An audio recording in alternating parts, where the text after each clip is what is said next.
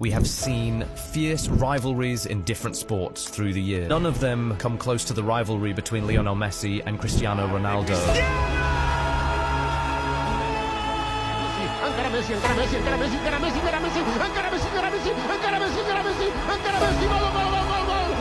One which began almost 2 decades ago.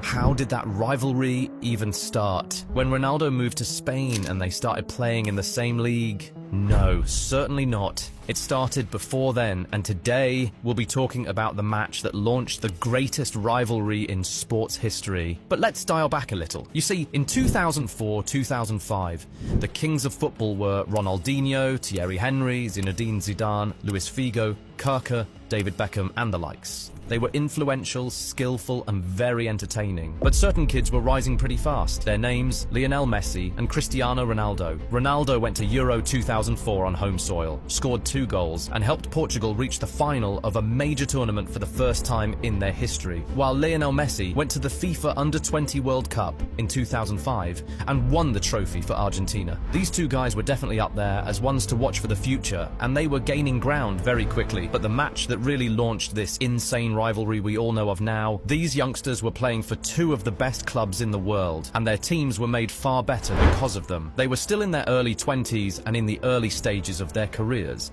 but they had already become the main men in their respective teams. Ronaldo wearing the cherished number 7 shirt for United, and Messi wearing the heavy number 10 for Barcelona. But that was not even the first time they met. They faced off in the semi-final of the same competition the previous season, and it was very keenly contested. Sparks did fly that day and the English side came out on top. But nah, it was not the main event, it was a forerunner. What it did was that it set a precedent for what was going to be the main event the following season. You see, the 2008 to 2009 Champions League season went pretty well for Barcelona and United. They both won their groups, and Barcelona went on to beat Lyon, Bayern Munich and Chelsea in the knockout stages to reach the final, while Man United had to get past Inter Milan, Porto and Arsenal. As far as many were concerned, that final was a match between the 2 best teams on the planet. Not just because they had gotten to the final, but because of their status. They played the most beautiful and most dominant football on the continent. They had both just recently been crowned champions of their respective leagues, and between them, they had won 2 of the last 3 Champions League titles. So yes, by all standards, these were the best of the best that Europe had to offer. But more interestingly, they had 2 guys who were the present and future of not just European football, but world football. Ronaldo had already won a Ballon d'Or, while Messi had finished in the top 3 in back-to-back seasons, and was on course to win his first that year.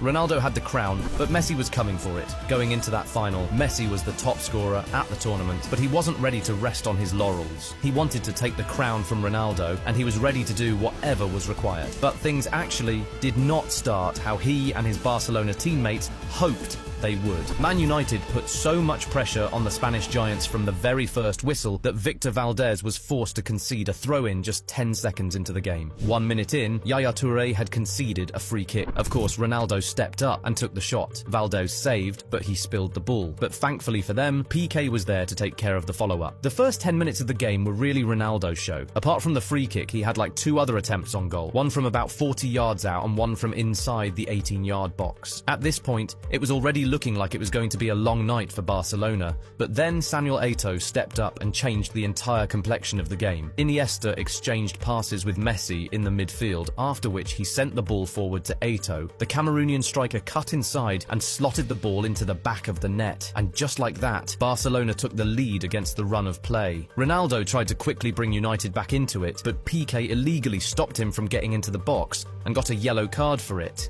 This time, it was Ryan Giggs who stepped up to play the free kick, but he sent the ball flying over the bar. In the minutes after the goal, all we saw was Ronaldo trying to drag United back into the game on his own.